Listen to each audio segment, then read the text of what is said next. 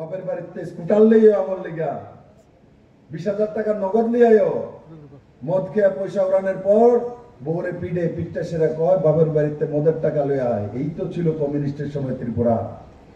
আর আজ নরেন্দ্র ভাই মোদী ত্রিপুরাতে নারী সশক্তিকরণের ত্রিপুরা, নারী সশক্তিকরণের ভারতবর্ষ। মহিলাদেরকে যদি রেপ করা হয় তো নরেন্দ্র ভাই মোদী আইন এনেছে ভারতবর্ষের মধ্যে 18 বছর নিচে কোনো মহিলাকে যদি রেপ করে তাকে সিধা ফাঁসির সাজার ব্যবস্থা নরেন্দ্র ভাই মোদী করেছে। এই কমিউনিস্টরা বৃন্দা করা কংগ্রেসরা পার্লামেন্টের মধ্যে তার বিরোধ করেছে। বৃন্দা করা মহিলা এত বড় বিন্দি দিয়ে ঘুরে, এত বড় ফুটা লাগা পার্লামেন্টে বিরোধ করেছে। ইতিহাস সাক্ষী, ভিডিও ওঠেনি, বিরোধ করেছে না ফাঁসির সাজা দেওয়া যাবে না। কেন? একটা মহিলা হয়ে বলে যে কোনো মাইনর গার্লকে যদি রেপ করা হয় তো তাকে ফাঁসির সাজা দেওয়া যাবে না।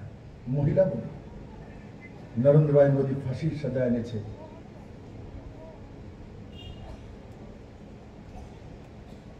মহিলাদেরকে সশক্তিকরণ করার জন্য জম্মু কাশ্মীর থেকে 370 উঠিয়েছে। কারণ কি জম্মু কাশ্মীরে 370 দ্বারা থাকার কারণে জম্মু কাশ্মীরের কোন মহিলা যদি ত্রিপুরার কোন ছেলেকে বিয়ে করেছে তাহলে তার মালিকানা হক জম্মু কাশ্মীরে কিচ্ছু থাকবে না। সেই 1 ইঞ্চ জায়গার মালিকার থাকবে না, সমস্ত জায়গা তার রিলেটিভের কাছে না সরকারের কাছে চলে যাবে।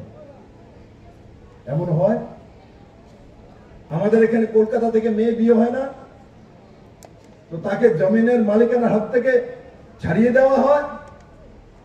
জম্মু কাশ্মীরে 1947 থেকে চলে আসছিল, কংগ্রেস সিপিএম মেনে এই করে রেখেছিল। নরেন্দ্র ভাই মোদী 370 উঠিয়ে বরাবর করেছে বাকি সব প্রান্তের সঙ্গে মিলে। আর আজকের দিনে তো মহিলাদের মহিলাই মহিলা। দেশের সর্বপ্রথম অর্থমন্ত্রী নির্মলা সীতারামন ভারতীয় জনতা পার্টির সময় হয়েছে।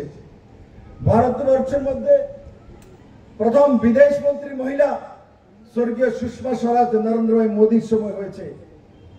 12 জন কেন্দ্রীয় মন্ত্রী নরেন্দ্র ভাই মোদীর সময় মহিলারা হয়েছে। ভারতবর্ষের মধ্যে সবচাইতে বেশি মহিলা কর্পোরেটর ভারতীয় জনতা পার্টির কাছে।